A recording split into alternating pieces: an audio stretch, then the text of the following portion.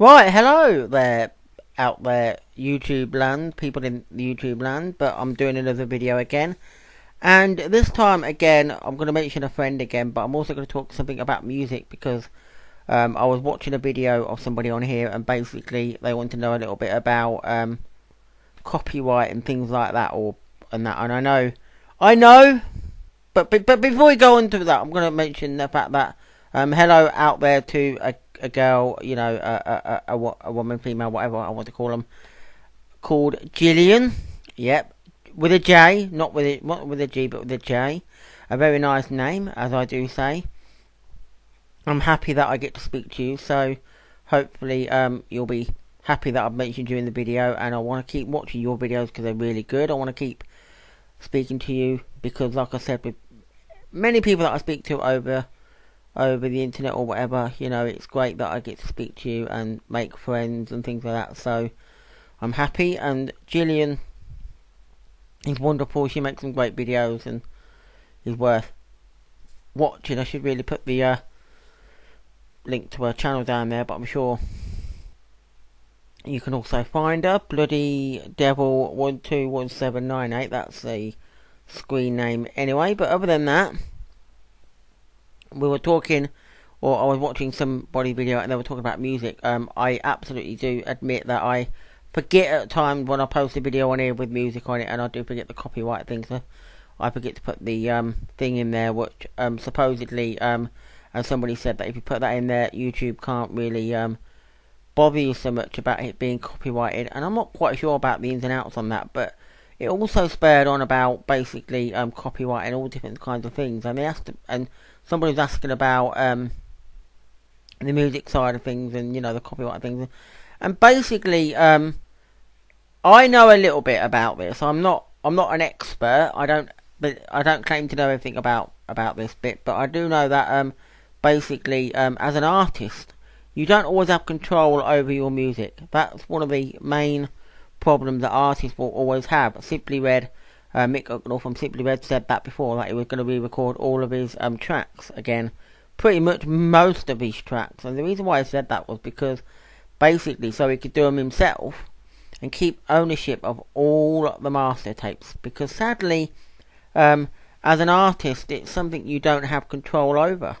And that's probably why a lot of times you will see a lot of CDs and things like that, basically where the record label's releasing another CD, and you often think there are so many of them out there, and you think, oh god, not another CD.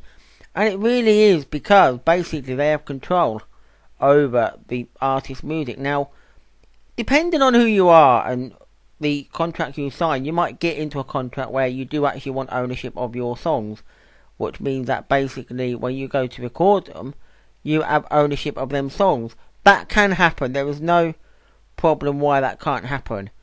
But it's very rare that it very, very much seldomly happens. I mean, I know of two bands, one called U2 and another one from the 60s called Dave Clark 5, who basically had, and they took ownership of basically their music, so it meant that they could do whatever they liked with it. They were not, because if you notice, you don't always find a lot of compilations out there. I mean, a typical 60s band like Jerry and the Pacemakers, I'm pretty sure that they've had songs re-recorded, but they've also had original songs that have been released enough times on compilation CDs over the years. You've probably gone out to the shop and, when you look at the internet and go on Amazon or wherever, you probably spot something like 5 or 6 greatest hits by Jerry and the Pacemakers, and obviously original albums and various other things, that you often think of it and go, but why are there so many of these albums out? And why is it you can also find the cheap CDs that have like re-recordings of these songs by Jerry and the Pacemakers that they've done? It's simple, because record companies basically own their music, so do not always have to be in license with Jerry and the Pacemakers to actually say, oh, we'd like to use your music to make a CD. They can just release a CD whenever they like, basically, when they think it's right. If they wanted to use Jerry and the Pacemakers in conjunction with a good CD to be released, they could do that. They could get hold of Jerry Marsden and say, I'd like to release, because it's like so many years since you had your first hit, or whatever, we'd like to release a CD that commemorates it, maybe. A real good CD with a sense of the best possible music on it. And Jerry Marsden might say, yes, you can do that, and I could be the campaign man for it because he can go out there and do some promotion for it. But at the end of the day, they don't have to, because they can just turn around and say, we don't need to. And a band like that has all them see. But when you look at a band like Dave Clark 5, you probably think, well, there ain't many compilations out there, because they know that they own the recordings. They don't have to keep releasing a CD every few years or every, just to please people who want to hear their music. They know they can just do one greatest hits and maybe 20 odd years later do another one that, would be an updated version of whatever it's going to be, or re-releasing their albums. That's what they do, and it's all about copyright. And it's one of them things, because I was saying about a band that I like, Runrig. They basically recorded a few albums for a company called Chrysalis, if I'm saying it right, and they are owned by EMI Music, and basically they recorded a few albums for that company at the height of their career. They were a folk rock band from Scotland at the height of their career during the years of about 1985 to roughly 96, 97, at the height of their career, when they were making the hits that they basically had.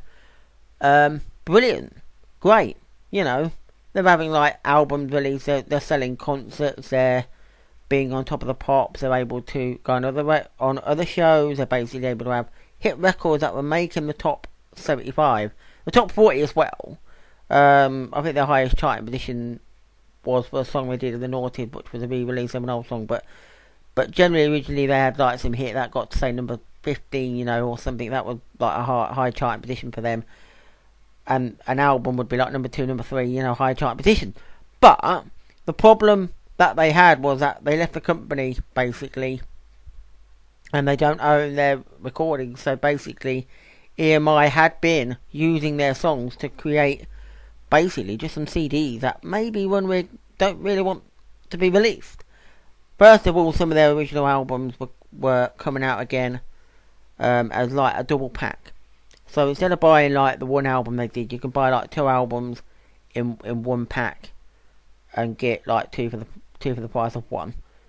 But they were also releasing just some simple compilations. They were very much compilations that really were just collections of songs that they were putting together. It wasn't necessarily a best of album. It wasn't necessarily that they were using all the singles that Runrig made. They were just simply pinpointing certain records. There were obviously going to be some records on there that were popular. I mean, you had like You Rhythm of My Heart, or Wonderful, or it might have been Loch Lomond, Heart Hammer, and maybe something like and you probably had about 5 singles that were going on that compilation alongside just random songs here and there, and it was like a 15-track CD. They called it The Collection or something, and it's a cheap CD they would sell. It was going to be a retail price of something like $4.99.